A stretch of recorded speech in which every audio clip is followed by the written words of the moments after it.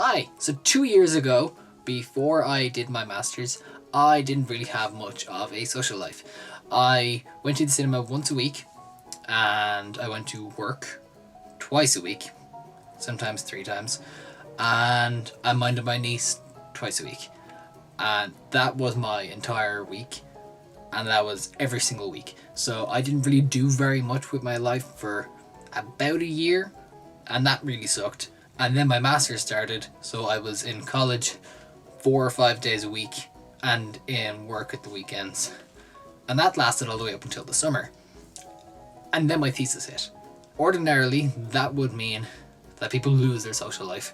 But this is when I started figuring out how to really do any sort of networky, friend building stuff aside from the whole pay $4,000 to go to college, because that's not a cheap, affordable and replicable way to meet new people. So I started figuring out a few other things, and a lot of it has come about from my nerdy obsession with business books and combining that with my nerdy obsession with comic books. These days I still do my weekly cinema thing, and I work 5 days a week, but I have weekends off, and I go to a monthly convention every single month. So that's one Saturday, not entirely taken up, but I get to do something once a month. And I do meetups with other friends. Just last weekend gone, I helped shoot a video with Scott Leeson and Jamie J. Carr, which involved Jamie being half naked and wearing shaving cream on his nipples, but that's a whole other story. I'll link that video whenever it eventually goes up. I'm doing things, and I figured, let's talk about how I managed to get to the point where I'm doing things. And we'll pretend that I don't just have a whole new camera setup where you can actually see my hands and I can do things like this. So there are 5 key things to be doing. That's 5 fingers. The first one is to actually attend events, and you can be very lucky to find some free ones.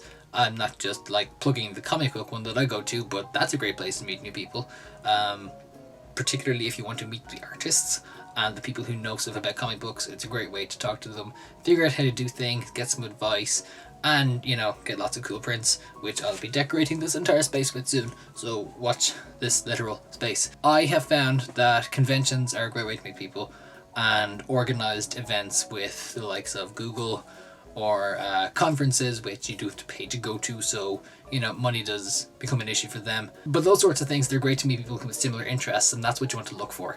Events about things that you're interested in, not just as a way to make friends. Because the interest will be common to everyone else there, so that's the thing you can bond over.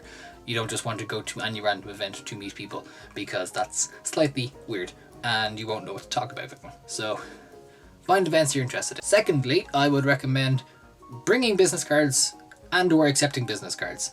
At the Google event back last February, so February 2015, people had lots of business cards, and some were funny.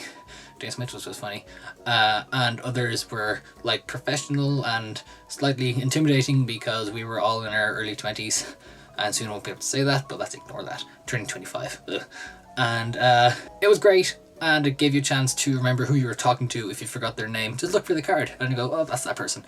And a bigger actual networking events, it's always good to bring a card.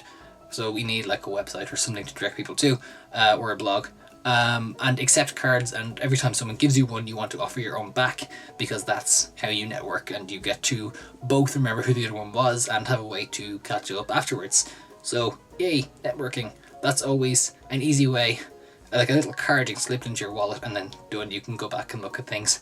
I currently have a collection of about 50 of them from the summer, from lots of different artists and stuff like that, and that's going to be my way of stalking these people in the near future. So yay!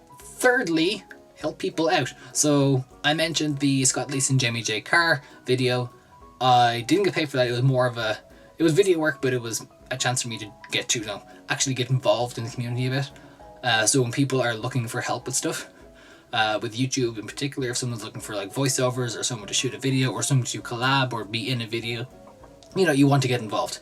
And it's a great way to talk to people, to actually have a bit of fun.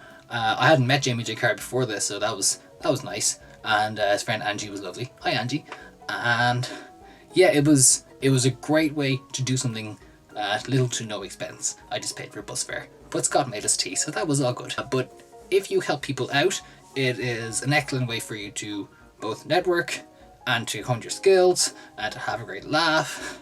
You know, shaving cream on nipples being the sort of thing you can expect. Fourthly, introductions. They can be awkward, especially if all you do is talk to a camera. And in my case, talk to a camera as fast as you can, so when you edit the video down, it can be close to whatever you want it to be. It helps to have someone to introduce you or to go to an event with somebody. So at the Google event, I went with Clarification because we were very good friends, and it was great because there were like 300 other people there and we hadn't met any of them before. So we just huddled up beside them and introduced ourselves, and it was great banter because there was less pressure. And it meant that if one of us spoke to somebody and the other one didn't, we could then introduce each way, and that happened quite a lot. So yeah, do that. Or find somebody who's really outgoing and who kind of gets why you're at an event, and they might introduce you to other people for you, which is really cool. Samantha Kelly did for me at the Blogger Conf. And I found out afterwards that all the people she was introducing me to were people she works with. So that was really cool of her. Thanks, Samantha. She introduced me to all the folks at Irish Tech News who were at the Blogger Conf. So I then got to do some work with them. I did a film article before The Force Awakens came out. So there's like a whole, not just opportunity to meet new people with that, but also you can get something out of it. And even if it's unpaid work, which the article was, it's a chance to expand your portfolio and help somebody else out with their thing while they help you with like exposure. And I know it's an awful word, but there's a trade-off. So you need to accept the trade-off. That's a whole other thing. This is about meeting people and networking. And fifthly, most importantly, be yourself. I went to the Blogger Conf dressed in a shirt and with jeans, and it was a check shirt, it wasn't a formal shirt, but I looked very, very formal-ish compared to, Yoshi, and I wore a flash bag. I wore this flash bag, so I had my semi-professional look and my giant bright red comic book bag, because that's who I am, and I wasn't going to hide that. And it did well for me. That's how Samantha remembered who I was, because there was something distinguishable. So you want to be yourself and talk about the things you're interested in. Helps to find somebody who's also interested in them, or you just talk the ear off them. And when you can come out of your shell a bit, because it's only easy to do that if you're being yourself, then people get to know who you really are, and it makes it easier for them to talk to you. Yeah, those are my 5 tips. It worked out pretty well for me. I now actually have an active social life, which isn't something I could say 10 years ago, or 5 years ago, or 1 year ago. I didn't have an active social life for a very long time, but now I know lots of different people in lots of different areas, and I get to do fun stuff aside from like videos and articles. I get to like actually go and talk to them, and that's fun. Having friends is fun, and not just doing one thing every single week, every week forever. That's always a big plus, so you get some variety in your life.